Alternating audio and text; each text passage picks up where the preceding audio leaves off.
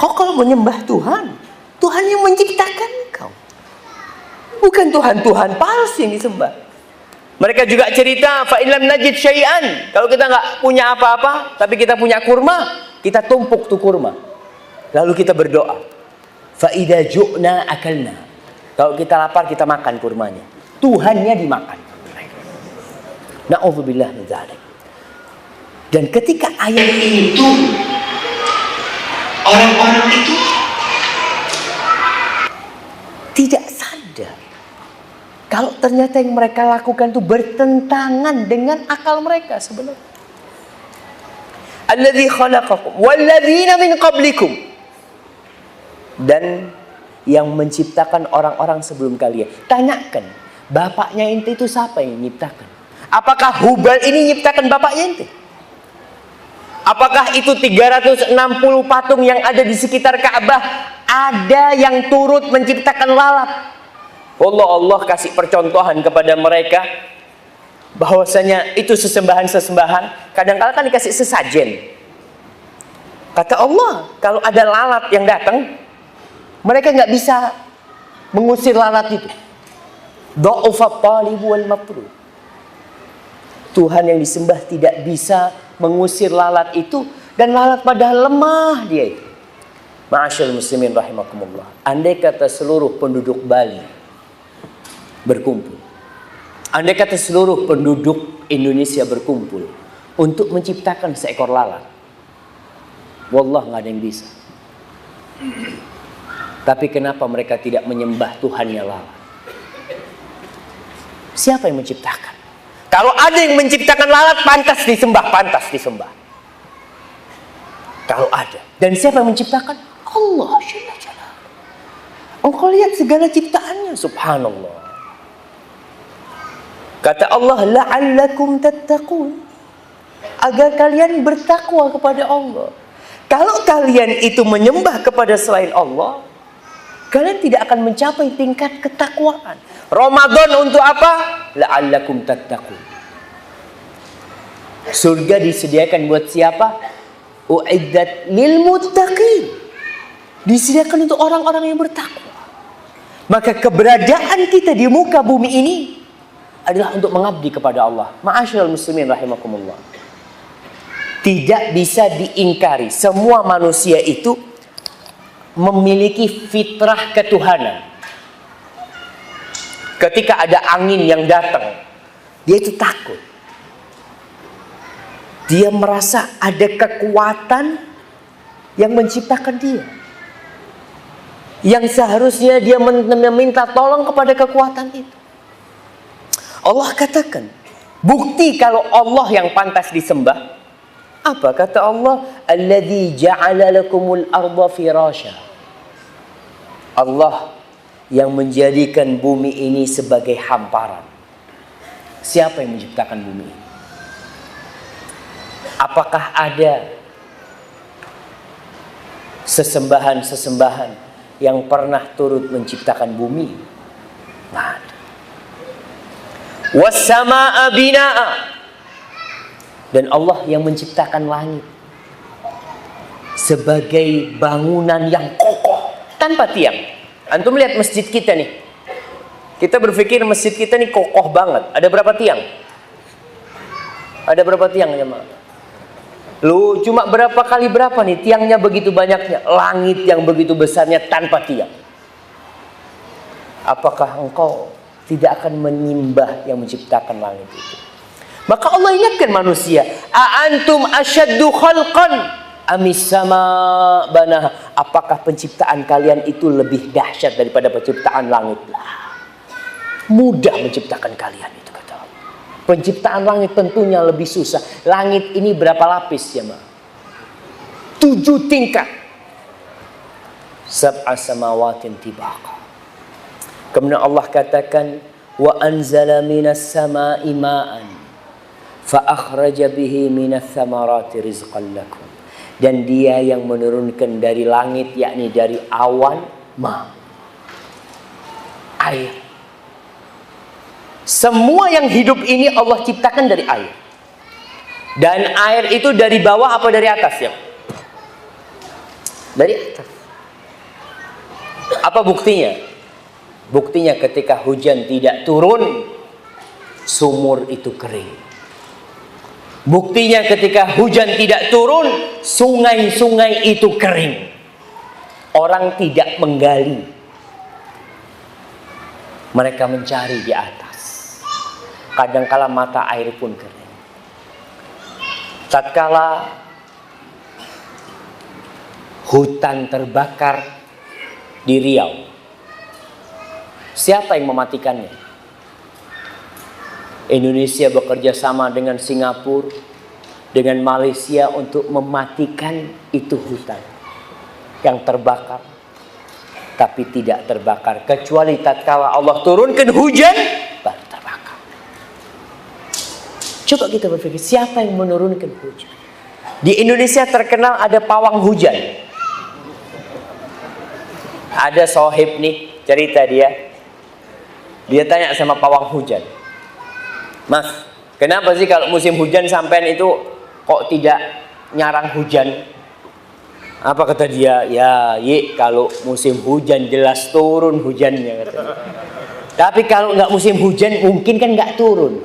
"Bapak, ya kita ini cuma cari duit," kata dia. Nggak bisa pawang hujan itu nolak hujan, datangkan hujan, nggak ada. Maka di sini seorang hamba harus yakin kepada pencipta langit dan bumi yang menurunkan hujan. Dan di Indonesia tauhid hamba itu mulai digeser sedikit demi sedikit dengan tayangan-tayangan di televisi. Pernah main layangan ya, Pak? Layangan.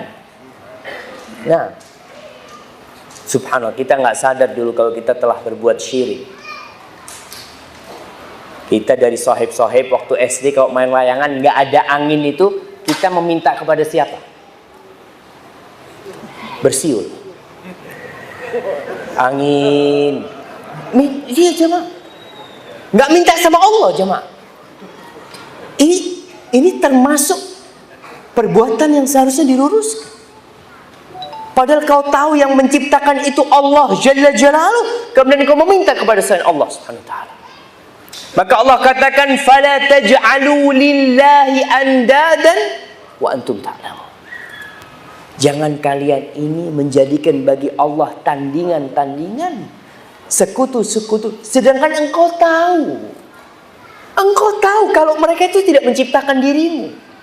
Siapa yang nggak tahu? Apakah ada orang kafir yang meyakini kalau yang menciptakan dirinya itu adalah patung-patung seperti Hubal, seperti Lata? Mereka tidak. Terus kenapa mereka meminta kepada Lata, Hubal dan Uzza? Apa kata mereka? "Ma na'buduhum illa liyuqarribuna ilallahi zulfa." Kata mereka, kita tidak menyembah mereka, melainkan sekedar untuk mendekatkan diri kepada Allah Subhanahu wa taala. Jadi sebagai perantara buat mereka. Padahal Allah tidak butuh perantara. Kita ketika sholat, apa yang kita katakan? Iyyaka,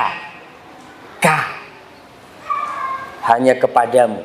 Na'bud wa iyyaka nasta'in. Maka ma'asyiral muslimin rahimakumullah, kita ada untuk mentauhidkan Allah.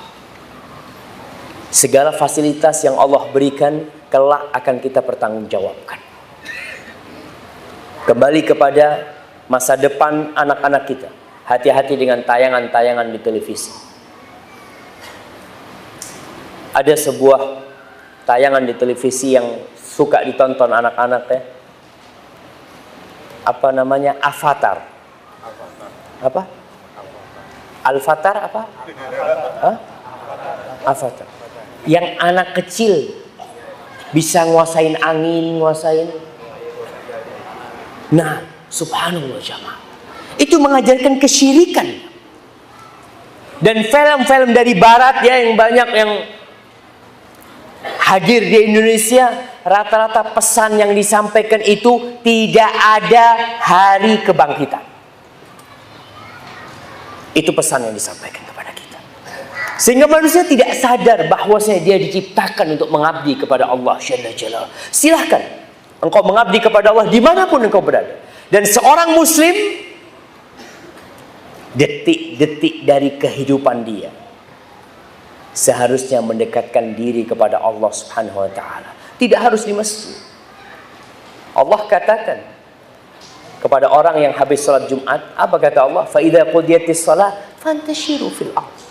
Kalau selesai sholat, silahkan kalian itu bertebaran di bumi. Ya, maka kita lanjutkan habis sholat isya. Hadza wa sallallahu ala nabiyyina Muhammadin wa ala alihi wasallam. Alhamdulillah. Wassalatu wassalamu ala Rasulillah, amma ba'd. Setelah sesi pertama itu, insyaallah kita semua semakin yakin bahwa keberadaan kita di muka bumi ini hanyalah untuk mengabdi kepada Allah Subhanahu wa ta'ala. Semua fasilitas yang Allah berikan yang ada di tubuh kita atau yang di luar, itu semua adalah untuk menguji siapa di antara kita yang paling baik amalannya.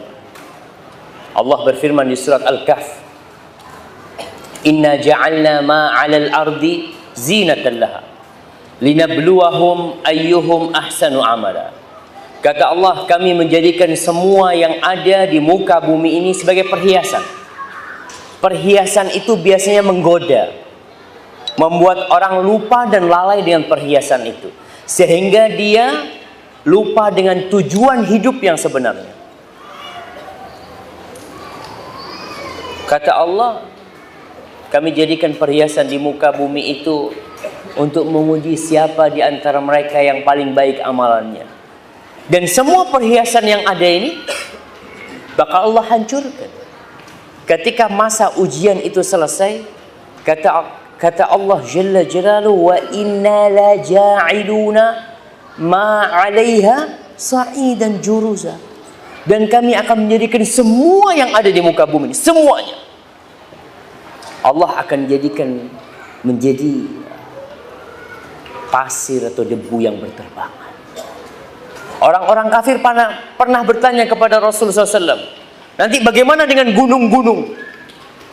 Apakah juga akan hancur?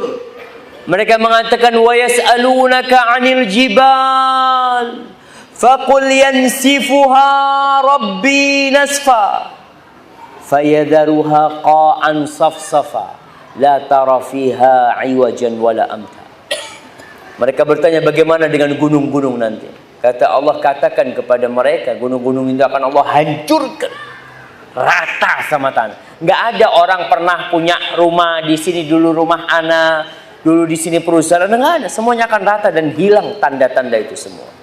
Para jamaah, ingat kita adalah hamba Allah Subhanahu wa ta'ala.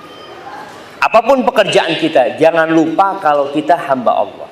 Allah menjadikan ujian terberat manusia itu nafsunya dan iblis yang sudah bersumpah kepada Allah kalau dia akan mencari sohib sebanyak-banyaknya ke dalam api neraka. Tidak sedikit di antara umat manusia yang lupa tujuan hidup dia, sehingga kerjanya dari pagi sampai siang, dari siang sampai malam hanya untuk perut dan yang di bawah perut. Itu aja yang bicara. Sehingga tatkala datang kematian, dia belum mempersiapkan diri untuk hal itu. Tapi kita melihat dalam kehidupan dunia ini, pekerjaan manusia beda-beda, rizkinya beda-beda, kedudukannya beda-beda. Bagaimana kita mengabdi kepada Allah dalam segala kondisi? Yang jadi dokter, ia mengabdi kepada Allah dengan profesi dia sebagai dokter. Yang menjadi polisi, ia mengabdi kepada Allah dalam posisi dia sebagai polisi. Karena tetap dia polisi itu di dunia. Hubungan dia dengan pemerintah, dia sebagai polisi. Tapi di hadapan Allah, dia adalah budak Allah Subhanahu wa ta'ala. Seorang presiden yang jadi presiden, dia mengabdi kepada Allah di posisi dia sebagai presiden. Karena presiden itu juga budak Allah Subhanahu wa ta'ala. Siapapun orangnya, apapun jabatannya, dia budak Allah Subhanahu wa taala. Dan kita harus mengabdi kepada Allah. Tidak perlu antum iri. Umpamanya seorang iri sama dokter, enak ya jadi dokter. Ya enak, banyak fulusnya. Terus ente gimana? Ente pun bisa mengabdi kepada Allah dalam posisi. Tapi seorang mukmin harus berusaha untuk berlomba-lomba dalam kebaikan ketika mendekatkan diri kepada Allah. Bayangkan bagaimana sahabat-sahabat Nabi datang kepada Rasul sallallahu alaihi wasallam mengatakan, "Ya Rasulullah, dhahaba ahlud duthur bil ujur." Wahai Rasulullah, itu orang-orang yang punya fulus, mereka pergi membawa pahala yang banyak. Kita nggak punya fulus gimana? Apa kata Rasul sallallahu alaihi wasallam? Mau kalian aku kasih amalan? Kalau kalian amalkan tuh, kalian akan menyaingi mereka. Apa amalannya? Bertasbih, bertahmid, bertahlil. Setiap selesai sholat, kita membaca itu 33 atau 34 kali. Kemudian secara umum kita bertahlil. Kata mereka, senang nih sahabat-sahabat karena punya amalan yang bisa menyaingi amalan orang yang punya duit. Apakah orang-orang Ansor kemudian mencukupkan diri? Sudahlah, kita pahala dari sedekah. Enggak. Mereka terus beramal. Sehingga sahabat-sahabat muhajirin datang lagi kepada Rasulullah SAW. Ya Rasulullah, ini orang-orang Ansor nih ikut-ikutan ngamalkan amalan kita. Kata Rasulullah SAW, "Dzalika fadlullah yu'tihi man yasha." Itu kemuliaan dari Allah Subhanahu wa taala. Allah berikan kepada siapa yang Allah kehendaki. Ada sebuah hadis. Ini hadis sebagai penutup kajian kita. Seorang mukmin dimanapun dia berada, dia harus bisa mewarnai. Ada di bandara, dia menjadikan bandara itu jadi indah bercahaya. Dia ada di perusahaan, di tempat itu dia berusaha untuk menyinari perusahaan itu dengan cahaya-cahaya iman dan Islam. Tidak perlu dengki kepada atasan. Rasul sallallahu alaihi wasallam mengatakan, "Ta'isa abdud dinar, ta'isa abdud dirham." Kata Nabi, celaka orang yang menghamba kepada duit. Duit yang dia cari, emas. Celaka orang yang menghamba kepada dirham. Wa abdul khamis, khamisah. Orang ada yang menghamba kepada pakaian. Biasanya ini ibu-ibu nih. Pakaian terus sampai lemarinya itu tambah lagi. Hidupnya ada model baru beli terus. Yang dipikirkan hanya pakaian buat dia. Celaka tuh kata Rasulullah SAW. In u'tiya radi. Nih hamba kalau dikasih sama Allah ridho. Wa in lam yu'ta sakhit. Tapi kalau dia nggak dikasih dia murka. Ada orang-orang seperti itu. Ketika rezekinya lancar, Masya Allah, Alhamdulillah. Ketika nggak dikasih, dia murka kepada Allah Subhanahu Wa Taala. Wantakas. Akhirnya dia berpaling. Yang dulunya biasa ke masjid, gara-gara rezekinya sempit nggak ke masjid. Yang dulunya ikut kajian, gara-gara punya masalah, dia tidak lagi ikut kajian. Itu hamba, yang orang yang menghamba kepada benda seperti itu. Wa idza syika falan taqash. Kata Rasulullah SAW, mudah-mudahan kalau dia kemasukan duri, mudah-mudahan nggak bisa keluar tuh durinya, kata Rasulullah. Rasul doakan keburukan buat orang itu. Tuba. Terus siapa hamba yang baik itu? Hamba Allah yang dicintai Allah itu siapa? Apakah yang kaya? Apakah yang pejabat yang bisa menolong orang banyak mungkin dengan jabatannya? Kata Rasulullah SAW, tuba li abdin akhidin bi anani farasihi. Sebuah kebaikan buat hamba yang memegang tali kendali kudanya fi sabilillah, di jalan Allah Subhanahu wa taala. Ash'ath ra'suhu mughabbaratin qadama.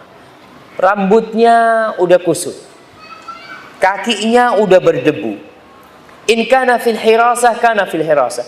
Kalau dia dikasih tugas di penjagaan, ya dia melaksanakan tugasnya di penjagaan itu. Wa in kana fis saqah, kana fis saqah. Kalau dia dapat bagian di belakang, jagain di belakang, barisan belakang, dia di bagian belakang.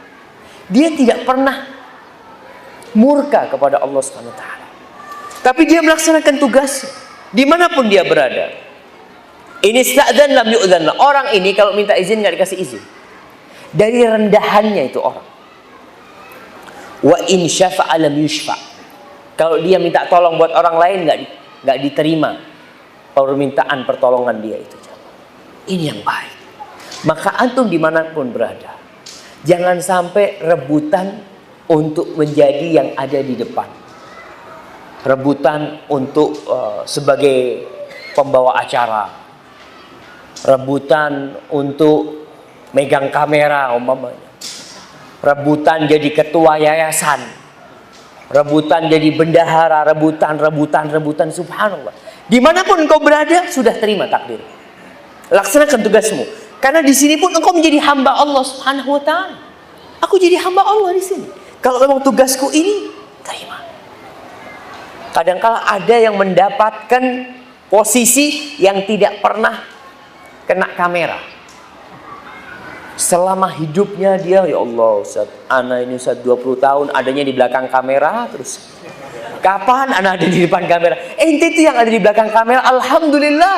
Kalau nggak ada ente, nggak kelihatan tuh ustadznya. Pahala dia begitu besarnya jemaah. Subhanallah. Maka dimanapun engkau berada, tunjukkan kalau kau hamba Allah. Dan ingat, apapun posisimu, jabatanmu sebagai hamba Allah lebih tinggi daripada posisimu dan jabatan. Karena ada orang-orang yang lupa bahwa dia budaknya Allah. Karena dia berada di dalam posisi yang begitu besarnya, kemudian tidak lagi taat kepada Allah Subhanahu wa taala. Ma'asyiral muslimin rahimakumullah. Sampai kapan kita menjadi budak Allah? Sampai kapan kita begini nih Ustaz? Capek kayak gini sampai kapan? Apa kata Allah? Wa'bud rabbaka hatta ya'tiyakal yaqin. Terus engkau beribadah kepada Allah, kepada Rabbmu sampai kematian datang menyambut. Jangan pernah merasa bangga dengan amal kebajikan. Karena setan tidak pernah berhenti menggodain kita. Setan tuh godain kita dari dua cara. Dari syahwat dan syubhat. Kalau orang ini suka dengan syahwat, maka maka setan memalingkan dia kepada mengikuti syahwatnya.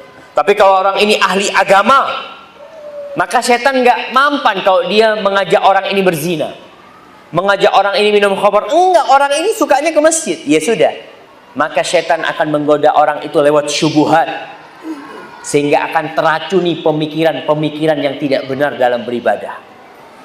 Ada yang beribadah berlebih-lebihan. Seperti ingat 3 sahabat. Yang satu mengatakan, aku akan puasa terus, tidak akan berbuka. Menurut pikiran kita baik. Bagus apa nggak bagus ya, Mak?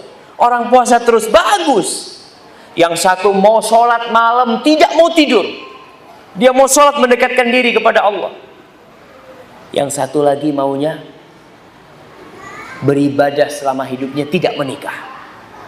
Kalau secara akal pikiran kita bagus, tapi secara syariat ternyata kata Rasul sallallahu alaihi wasallam, "Ama wallahi inni akhsyakum lillahi wa atqakum." Tahu kalian nih, aku nih adalah orang yang paling bertakwa kepada Allah, yang paling takut kepada Allah di antara kalian semua. Aku puasa dan aku berbuka. Aku sholat malam dan aku tidur. Dan aku menikah dengan wanita. Faman raghiba an sunnati falaysa minni. Barang siapa yang benci dengan sunnahku, maka bukan dari golonganku. Kembali kepada beribadah yang berlebih-lebihan. Akhirnya muncul kelompok-kelompok dalam Islam ini yang mengklaim dirinya adalah paling benar. Bahkan mereka mengkafirkan semua yang tidak ikut kelompok mereka. Seperti ISIS mungkin sekarang yang kita lihat ya. yang mereka mengklaim pengeboman yang ada di Medina, pengeboman yang di Jeddah, mereka melakukan itu. Mereka benar-benar seperti sabda Rasul sallallahu alaihi wasallam. Nabi mengatakan tentang orang-orang Khawarij ini dahulunya. Apa kata Rasul sallallahu alaihi wasallam? Yatrukuna ahlal awthan wa yaqtuluna ahlal Islam. Mereka membiarkan penyembah-penyembah berhala dan mereka membunuh orang-orang Islam. Ini salah satu syubhat syaitan. Anda pernah mendengarkan salah satu telepon antara orang ISIS sama temannya.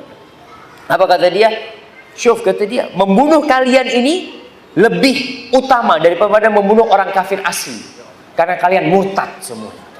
Dan orang yang murtad halal darahnya. Itu yang mereka lakukan. Dan ini termasuk penyimpangan yang dilakukan oleh syaitan kepada berlebih-lebihan dalam beribadah. Maka ibadah yang benar, menjadi hamba Allah yang benar adalah tetap di atas sunnah Rasul sallallahu alaihi wasallam, mengikuti pemahaman para sahabat Nabi Muhammad sallallahu alaihi wasallam, tidak meremehkan agama. Ada mulai kelompok-kelompok yang meremehkan Islam, meremehkan Al-Quran. Bahkan mereka ada di antaranya yang menghalalkan LGBT. Nah, kita bicara ulama ini. Seorang mengatakan, katanya, ini profesor tafsir.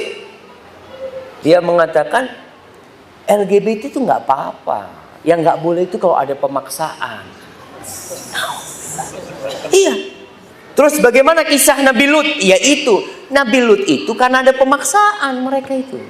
Kalau suka sama suka nggak apa-apa. Bahkan ada yang menulis, naudzubillah, sampai saya itu malu menyebutkan. Mereka mengatakan, ya lesbian, homo, nggak apa-apa. Itu kan ciptaan Allah. Itu kan takdir Allah juga. Naudzubillah min dzalik. Terus apa? Allah turunkan Al-Quran untuk apa? Maka ada yang berlebih-lebihan ke sana. Sama, itu termasuk syubhat. Sehingga mereka menganggap agama tidak dibutuhkan lagi dalam kehidupan ini. Menganggap semua agama sama. Tidak, Islam adalah agama yang toleransi.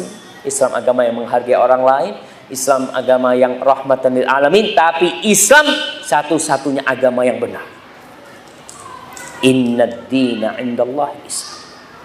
Sesungguhnya agama di sisi Allah yang diterima hanya Islam. Wa may yabtaghi ghairal islami dinan falan yuqbal. Barang siapa yang cari agama selain Islam, maka Allah tidak akan terima. Wa huwa fil akhirati minal khasirin. Dia di akhirat termasuk orang-orang yang merugi. Hadza wallahu a'lam bishawab. Itu yang bisa kita sampaikan pada kesempatan kali ini. Kita mungkin masuk ke sesi tanya jawab. Dan Anda mohon maaf kalau ada pertanyaan yang tidak bisa dijawab ya. Salah satu kelebihan pertanyaan yang tertulis ini enak jemaah. Kalau ustadznya nggak bisa jawab, nggak dibaca.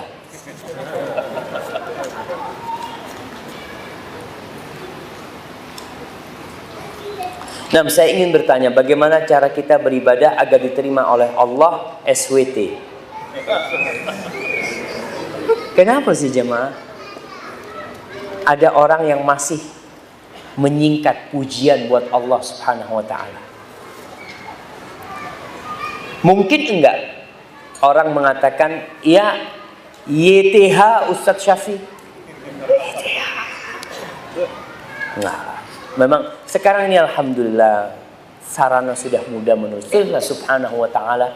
Subhanahu wa ta'ala itu akan kita dapatkan di catatan timbangan kebaikan kita. Di rapot kita nanti kita akan dapetin.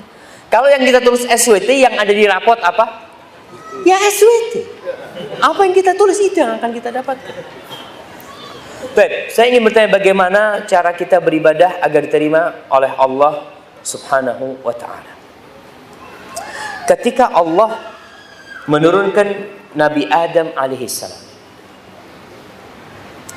dari surga, Allah mengatakan, fa imma ya'tiyannakum minni huda faman tabi'a hudaya fala khaufun 'alaihim wala hum yahzanun. Dan di ayat lainnya, faman tabi'a hudaya fala yadhillu wala yashqa. Kata Allah, kalau datang hidayah kepada kalian nanti, ini Allah mengatakan kepada Nabi Adam, yang ngikutin hidayah itu maka hidupnya akan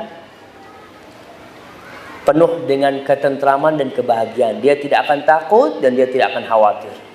Dia tidak akan tersesat dan dia tidak akan sengsara hidupnya. Apa hidayah yang Allah turunkan? Allah utus para nabi. Maka beribadah tidak sembarangan. Allah turunkan kitab-kitab kepada para nabi. Lewat itulah kita beribadah. Sehingga Allah berfirman, liyabluwakum ayyukum ahsanu amala, untuk menguji siapa di antara kalian yang paling baik amalannya. Kata Fudail bin Iyad, Allah tidak akan menerima amalan sampai amalan itu jadi benar dan baik. Benar dan baik. Benar itu dari mana kita tahu? Dari mana jemaah? Benar itu ya karena ada tuntunannya. Umpamanya kenapa kita salat zuhur 4 rakaat? Ustaz, mungkin salat zuhur 4 rakaat itu kalau masjidnya nggak pakai AC. Kalau pakai AC kan kenapa nggak 8 rakaat Ustaz? Kita kalau pakai akal kita kan gitu. Kan lebih banyak lebih baik. Salat subuh, oke lah Ustaz. Salat subuh itu kan Nabi dulu kan bacaannya panjang-panjang 2 rakaat. Sekarang imamnya cuma baca kulhu sama qul al-falaq. Masa 2 rakaat juga? Kita berpikir dibikin aja 6 rakaat. Enggak. Kalau secara akal mungkin itu baik. Tapi tidak benar. Baik itu ikhlas lillahi ta'ala. Benar itu mengikuti tuntunannya Rasulullah SAW. Allah sebutkan di surat Al-Ma'un, fawailun lil musallin, celaka buat orang-orang yang salat. Siapa sih? Alladzina hum an salatihim sahun. Mereka yang lalai dengan salatnya. Lalai ini dalam artian menunda-nunda waktunya. Salat zuhur pas waktu asar, salat asar pas waktu maghrib, tidak sesuai dengan syariatnya, tidak mengikuti sunnah Rasul SAW. Alladzina hum yura'un. Di sini dia riya, tidak ikhlas lillahi ta'ala. Maka syarat diterimanya amalan itu syahadat kita, asyhadu an la ilaha illallah wa asyhadu anna Muhammad Rasulullah. Asyhadu an la ilaha illallah menuntut kita untuk ikhlas. Engkau kan bersaksi bahwa tiada yang berhak disembah kecuali Allah. Ya udah, kenapa kau beribadah untuk yang lainnya? Itu ikhlas. Syarat yang kedua sesuai dengan sunnah Rasulullah SAW. Kenapa? Karena engkau bersaksi asyhadu anna Muhammadan Rasulullah sallallahu alaihi wasallam. Hadza wallahu a'lam bissawab. Dalam melaksanakan salat, bagaimana caranya agar kita bisa khusyuk dalam mengerjakannya? Masya Allah, ini pertanyaan yang sangat sulit ya, Ma. Karena khusyuk dalam salat itu sesuatu yang sangat mahal sekali. Kalau kita bicara teori, ya bicara teori. Kalau menjelaskan agar kita salat khusyuk itu ada pemanasan salatnya. Qobliyah. Orang kalau qobliyah kan mulai itu dia. Tapi kadang-kala kita mau salat wajib masih ngobrol sama sohib. Ente tadi naik apa? Naik motor. Yang mana? Ini imam sudah Allahu Akbar. Salat dulu. Allahu Akbar. Mau gimana mau khusyuk ini? Baru aja. Kalau jual susah memang. Maka kita harus persiapkan adanya pemanasan tadi. Salat sunnah itu termasuk yang menggiring kita untuk lebih khusyuk. Kemudian memahami apa yang dibaca. Kalau kita tidak paham dengan yang kita baca, ya kadang-kala tetap khusyuk. Ada orang-orang yang sholat di Masjid Nabawi, ya kadang-kala imamnya nangis, ya nangis. Insya Allah. Habis sholat ditanya sama sahibnya, ente kenapa ente nangis? Nggak tahu, imamnya nangis itu juga enak ada nggak nangis.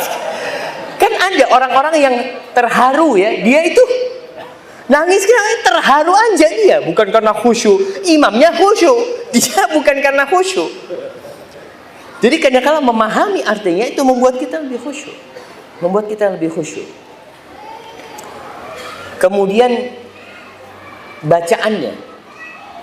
Rasul sallallahu alaihi wasallam bacaan rukuknya, bacaan sujudnya, bacaan iftitahnya itu beragam. Tidak satu. Bervariasi. Kalau mau menyebut itu salah satu yang menyebabkan kita lebih khusyuk. Kenapa? Karena kita akan mengingat-ingat. Kita nih, anak mau baca yang ini. Umpamanya ketika sujud, Allahumma laka sajadtu. Apa terus ya? Karena dia baru ngafalin nih. Tapi kalau subhana rabbiyal a'la, Dia sambil mikir sepedanya, subhanallah lewat dia kayak gitu. Tapi kalau ada sesuatu yang, tapi jangan sampai itu bikin-bikin gitu, bukan. Sunnah-sunnah Rasul kita amalkan. Terus bacaan suratnya. Kalau antum punya surat-surat baru, itu menyebabkan antum lebih khusyuk. Hafalan baru ya umpamanya. Antum mau hafalnya kulhu. Tahu-tahu hari itu antum pagi ngafalin wadduha. Antum Allahu Akbar itu wadduha. Wadduha. Apa? Itu tapi itu menyebabkan antum mengingat, hadir dalam salatnya. Tapi kalau antum sudah hafal, antum sampai tasyahud akhir itu, coba tanya habis tasyahud, tadi ente rakaat pertama kedua baca surat apa? Surat apa ya? Kadang-kadang dia lupa. Karena sudah menjadi rutinitas buat dia. Maka dengan bacaan-bacaan yang baru itu membantu kita untuk khusyuk. Kemudian hadirkan kebesaran Allah Subhanahu wa taala. Rasul SAW mengatakan, "Idza shalla ahadukum fala yabsuq baina yaday." Apabila orang salat enggak boleh dia meludah di depannya, wala an yamini, di kanannya enggak boleh meludah. Kenapa? Fa innama huwa yunaji rabbah. Dia itu sedang bermunajat kepada Rabbnya. Di sini dia menghadirkan. Ketika dia mengatakan iyyaka na'budu wa iyyaka nasta'in.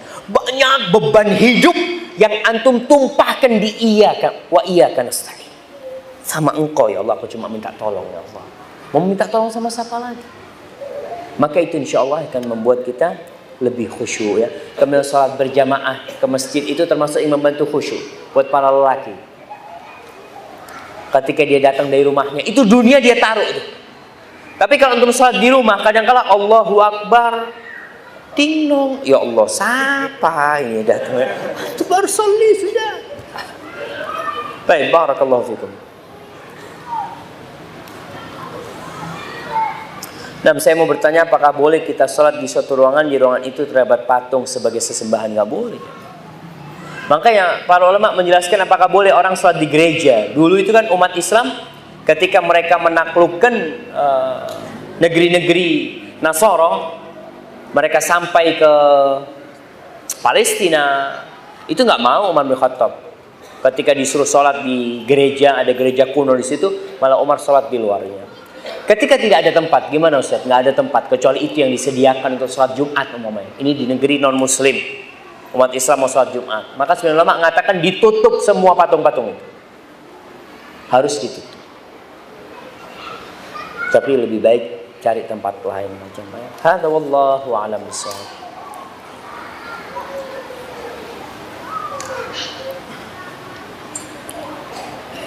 Apa hukumnya ilmu yin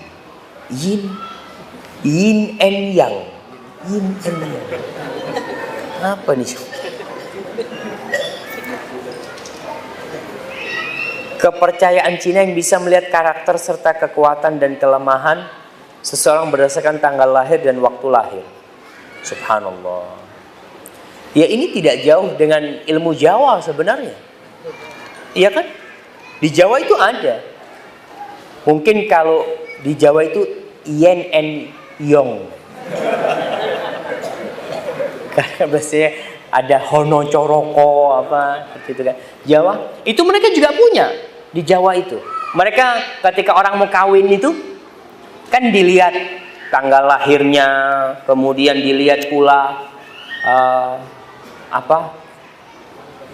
kalau yang sering ada Scorpio, ada bintangnya seperti itu dilihat. Nggak boleh kita melakukan hal itu, kecuali memang Allah menjadikan itu sebab. Mengetahui karakter orang itu mungkin dari wajahnya. Ada yang orang ngelihat wajah orang kalau kayak gini nih kelihatan tuh, kayaknya pelit nih kalau dari jauh kelihatan. Itu kadang-kala terjadi seperti itu. Itu firasat sebenarnya. Ada ilmu firasat, itu nggak masalah. Kita melihat perasaan, aduh nggak enak kayaknya sama orang ini. Kadang-kala kita mau bisnis sama orang, ngelihat dari jauh, kayaknya gagalin aja udah. Iya, firasat itu udah nggak enak. Bukan karena tanggal lahirnya. Apa orang kalau mau bisnis ditanya itu tanggal lahirnya berapa? Nggak. Seperti itu. Wallahu a'lam bishawab, itu yang Anda ketahui. Jadi nggak ada ilmu yang seperti itu. Itu bukan dari Islam. Dan Islam tidak mengajarkan yang seperti itu. Apalagi kalau untuk mengetahui karakter seorang, ya kita bisa kirim orang mempelajarinya dari akhlak dia, dari perilaku dia. Tapi kalau dari tanggal lahir, wallahu a'lam bishawab.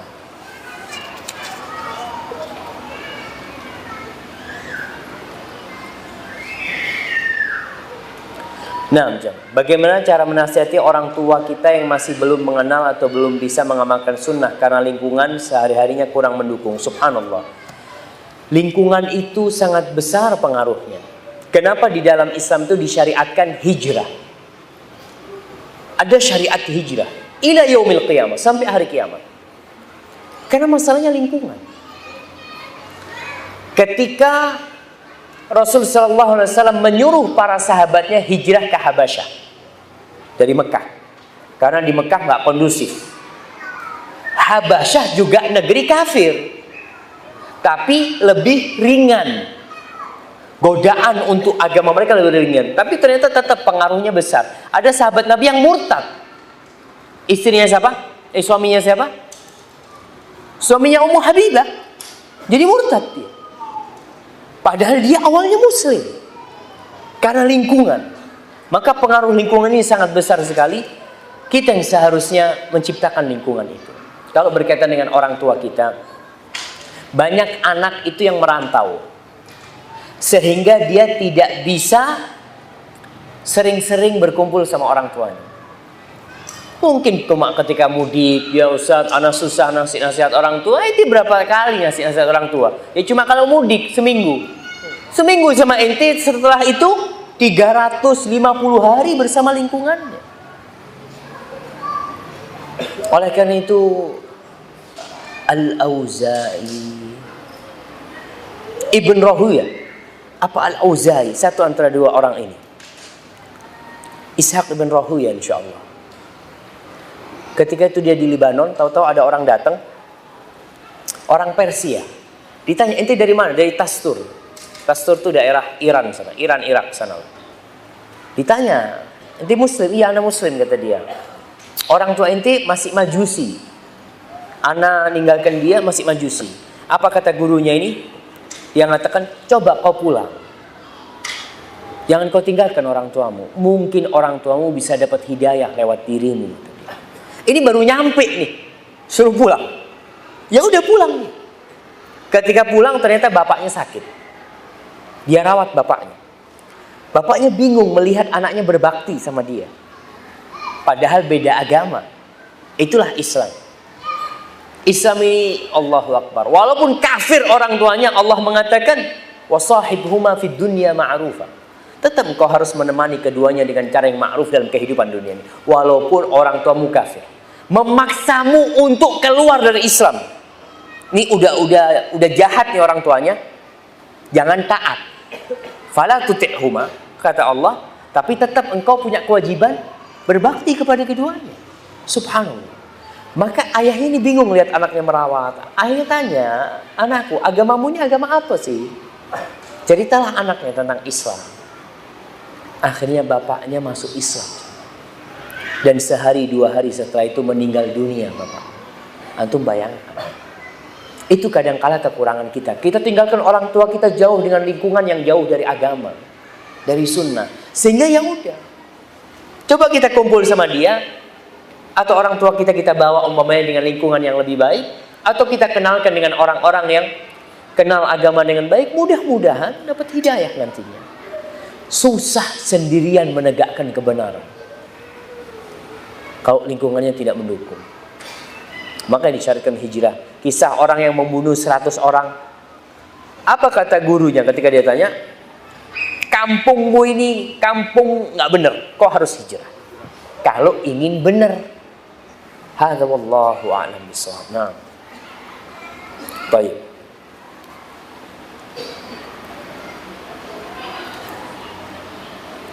Bagaimana hukumnya membawa nasi lengkap kemudian dibawa ke seorang tokoh masyarakat untuk dimintakan doa bagi orang yang sudah meninggal? Iya, ini namanya tawassul. Di dalam Islam itu ada 3 tawasul yang disyariatkan. Yang pertama tawasul dengan Asma'ullah al-Husna, seperti doa ketika Lailatul Qadar. Allahumma innaka afuun tuhibbul afwa. Lihat deh, 2 kata pertama kita tidak berdoa. Kita mengatakan Allahumma innaka, ya Allah sesungguhnya engkau maha pemaaf. Tuhibbul afwa, engkau cinta dengan maaf. Baru kita minta fa'fu anni, Allah ampuni, maafkan aku ya Allah. Itu tawasul dengan Asma'ullah al-Husna. Ya Ghafur ighfirli ya. Itu nggak masalah. Tawasul yang kedua, tawasul dengan amal soleh. Seperti sedekah, puasa sunnah, apa aja. Nabi mengatakan dawu marbakum bisadaqah. Obati orang yang sakit di antara kalian dengan kalian bersedekah, nggak apa-apa. Kita sedekah ke masjid, ya Allah mudah-mudahan kau sembuhkan ummi ana ya Allah. Nggak masalah. Itu tawasul dengan amal soleh. Yang ketiga, tawasul dengan doa orang soleh yang masih hidup. Boleh. Kita datang ke rumah orang soleh itu, ya biasanya kita bawa oleh-oleh atau apa. Tapi Anda nggak tahu maksudnya nasi lengkap ini apakah itu sekedar oleh-oleh buat sang tokoh masyarakat. Kalau memang dia orang yang soleh ya, nggak apa-apa jemaah. Kita datang tuh kepada orang soleh minta doanya nggak apa-apa. Tapi syaratnya dia masih hidup. Dan benar orang itu orang soleh, bukan dukun. Nah, kita harus, jangan sampai yang kita datengin dukun. Datang, para ulama itu masih tetap seperti itu. Datang kepada gurunya, ngatakan guruku doakan anak. Anak ngomong sama abahnya, mau Mi-nya, Mi besok anak mau ujian, Mi doakan anak Mi ya. Mi anak besok mau berangkat ke Bali, doakan. Itu nggak masalah. Itu termasuk tawasul dengan doa orang soleh yang masih hidup. Para sahabat minta doanya Rasul SAW. Minta doanya Abbas. Minta doanya orang-orang soleh. Tidak semua orang dimintain doa. Makanya ketika minta hujan, Umar bin Khattab bertawasul dengan Abbas. Dipanggil Abbas, sini. Kau doa minta sama Allah buat kita. Berdoa. Nggak apa-apa itu jamaah. Tapi jangan itu jadikan kebiasaan sehingga kita nggak mau berdoa. Ente kenapa nggak minta? Wallah ana takut tidak dikabulkan. Allah itu berfirman, ud'uni, pasti Allah kabulkan. Kau minta, jangan takut. Iya, satu pertanyaan terakhir mungkin jamaah ya.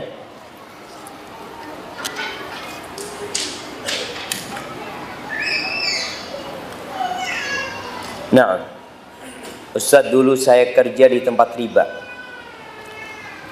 Sekarang saya ingin tobat, tapi saya bingung cara membersihkan harta yang saya beli bercampur antara uang halal dan riba. Tolong penjelasannya. Barakallahu fiik. Iya. Jadi riba harta haram ini ada 2 macam. Ada yang barangnya haram. Ada yang cara mendapatkannya haram. Barangnya haram itu seperti barang curian. Kita nyuri sampai mati itu barang haram milik orang. Bagaimana dengan yang dulu kita mendapatkannya dengan cara yang haram? Kita udah tobat nih. Mau dikembalikan ke siapa? Nggak bisa dikembalikan ke siapa-siapa. Memang itu bukan barangnya orang. Itu bukan barangnya orang. Hanya caranya dia. Ya.